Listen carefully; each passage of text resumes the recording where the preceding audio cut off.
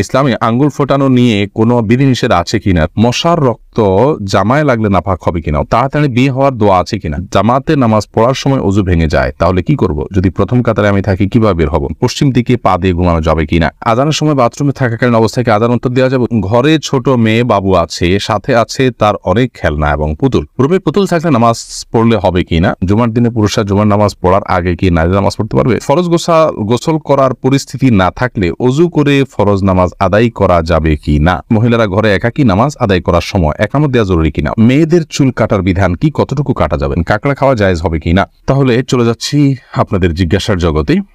MD Farid জানতে চেয়েছেন মশার রক্ত জামায় লাগলে নাপাক হবে কিনা, উত্তর হলো না, মশার রক্ত জামায় লাগলে নাপাক হবে না, এবং মাছের যে বিষয়টি মশার বিষয়টি একই। এরপরে ইসরাত বর্ণা আপনি জানতেছেন আজানের সময় বাথরুমে থাকাকালীন অবস্থায় কি আজান উত্তর দেওয়া যাবে, উত্তর হলো না, বাথরুমে যেহেতু আল্লাহর নাম নেওয়া এবং জিকির করা হাদিসে নিষেধ রয়েছে, অতএব আপনি বাথরুমে বসে এই কাজটি করতে পারবেন না, বরং সেখানে বসে যথাসম্ভব আপনি মনে মনে জিকির করতে পারেন। বের হয়ে যদি আজান পান তাহলে সেক্ষেত্রে আপনি বের হওয়ার উত্তর দিতে পারেন। আব্দুল্লাহ মামুন জানতে চেয়েছেন মহিলারা ঘরে একাকী নামাজ আদায় করার সময় একামত দেওয়া জরুরি কিনা, উত্তর হলো না, একামত দিতে হবে না। সুবাইরা সাবেদ পপি আপনি জানতে চেয়েছেন এমন কোনো আমল আছে কি যেটা সারা রাত আমাদের শয়তান এবং খারাপ জিন থেকে হেফাজত করবে, সূরা বাকারার আপনার আয়াতুল কুরসি যেটি আছে সেটি আমাদেরকে শয়তান থেকে ইনশাআল্লাহ নিরাপদে রাখবে।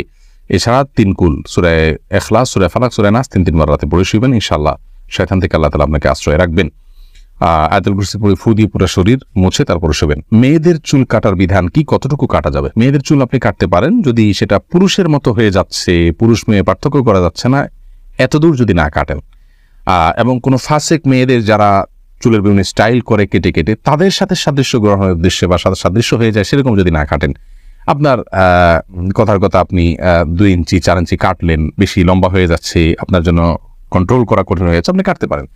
উম্মুল মুমিনিনদের কেউ চুল কেটেছেন, এটি বিশুদ্ধ হাদিস দ্বারা প্রমাণিত, অতএব এইটুকু আপনি কাটতে পারেন। কিন্তু কাটতে কাটতে যদি একেবারে পুরুষের মতো করে ফেলেন তাহলে সেটা উচিত নয়, কারণ পুরুষের সাথে সাদৃশ্য গ্রহণকারী নারীদের প্রতি আল্লাহ লানত বর্ষিত হয়েছে, ঠিক একইভাবে মেয়েদের সাথে সাদৃশ্য গ্রহণকারী পুরুষদের প্রতিও আল্লাহ তাআলার লানত বর্ষিত হয়েছে। তাসলিমা আক্তার জানতে চেয়েছেন মাছের আইশ বা রক্ত কাপড় লাগলে নামাজ হবে কিনা, মাছের রক্ত কাপড় লাগলে নাপাক হবে না, এটা শরিয়ার দৃষ্টিকোণ থেকে এটা আসলে রক্ত নয়, অতএব এই রক্ত যদি আত্মাছাড়া প্রবাহমান নয় বিধায় এই রক্ত কাপড়ে লাগলে নামাজ হবে, কোনো অসুবিধা নেই, আইশ লাগলে তো হবেই, কোনো অসুবিধা নেই।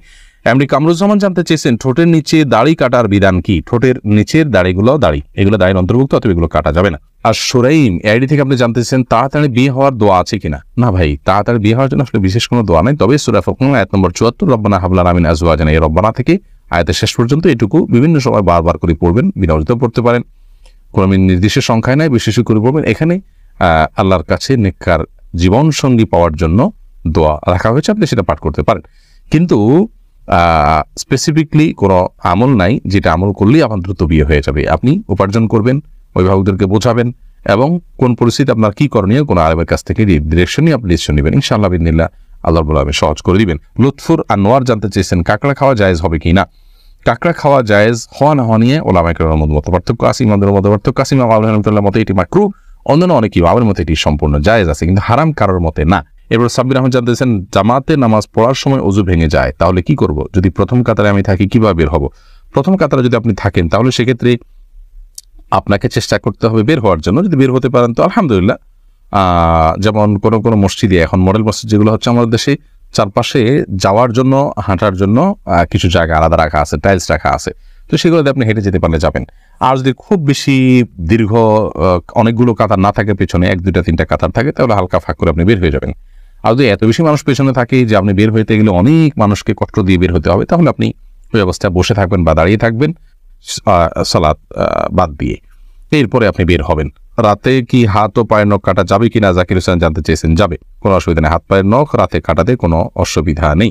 শাহাবুদ্দিন সরকার জানতে চেয়েছেন ফরজ গোসল করার পরিস্থিতি না থাকলে ওযু করে ফরজ নামাজ আদায় করা যাবে কি না। পরিস্থিতি নাই বলতে কি, যদি এমন হয় আপনি যেখানে আছেন সেখানে দীর্ঘ 2-3 মাইল এরিয়া পর্যন্ত কোনো পানি নেই, অথবা আপনি পানি আনতে পারেন সেরকম কোনো ব্যবস্থাপনা নাই, পায়ে হেঁটে মাইল যাওয়া ছাড়া উপায় নেই, তাহলে সেক্ষেত্রে আপনি তায়াম্মুম করতে পারেন, অল্প পানি থাকলে যদি আপনি ওযু করলেন।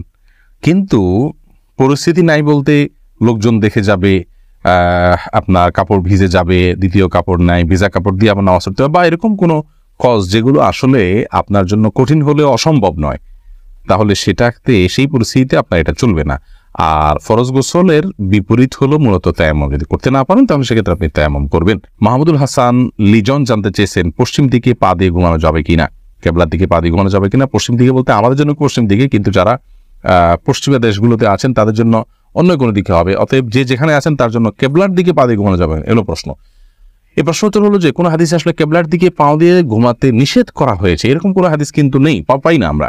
অতএব কেবলার দিকে পা দিয়ে ঘুমানো মৌলিকভাবে কোনো হাদিসে নিষিদ্ধ কোনো বিষয় নয়। তবে যেহেতু কেবলা সেদিকে আছে, আমার কাছে যদি খারাপ লাগা কাজ করে কেবলার প্রতি শ্রদ্ধার জায়গা থেকে, তাহলে সেক্ষেত্রে অন্যদিকে আমি পা দিয়ে ঘুমালাম, শোলাম, সেটা ভালো, উত্তম। সঞ্জিদা সিরাজ আখি জানতে চেয়েছেন জুমার দিনে পুরুষরা জুমার নামাজ পড়ার আগে কি নারীরা নামাজ পড়তে পারবে না? পারবে, কোনো অসুবিধা নেই, ওয়াক্ত হলে তারা নামাজ পড়তে পারবে। সুবর্ণ আপনি জানতে চেয়েছেন ঘরে ছোট মেয়ে বাবু আছে, সাথে আছে তার অনেক খেলনা এবং পুতুল, রূপে পুতুল থাকলে নামাজ পড়লে হবে কিনা, আমি কনফিউজড আছি, উত্তর অপেক্ষা করব।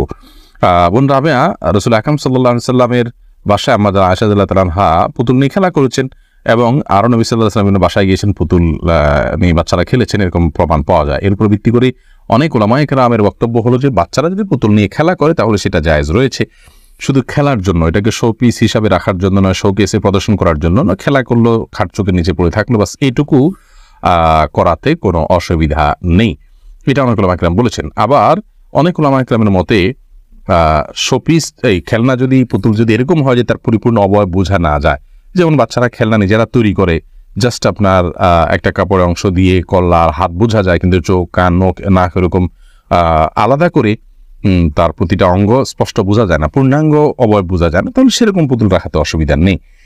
তো নামাজ হয়ে যাবে, নামাজ হওয়াতে কোনো অসুবিধা নেই, কিন্তু যথাসম্ভব এগুলো অ্যাভয়েড করাটাই হলো ভালো এবং তাকওয়ার দাবি। এস এম মঈদ আপনি জানতে চেয়েছেন ইসলামে আঙ্গুল ফোটানো নিয়ে কোনো বিধিনিষেধ আছে কিনা, দয়া করে উত্তর দিলে উপকৃত হব। সালাতের মধ্যে নামাজরত অবস্থায় আঙ্গুল ফোটানো নিষেধ আছে, এটা একটা হলো এটা নামাজের মনোযোগের খেলাফ।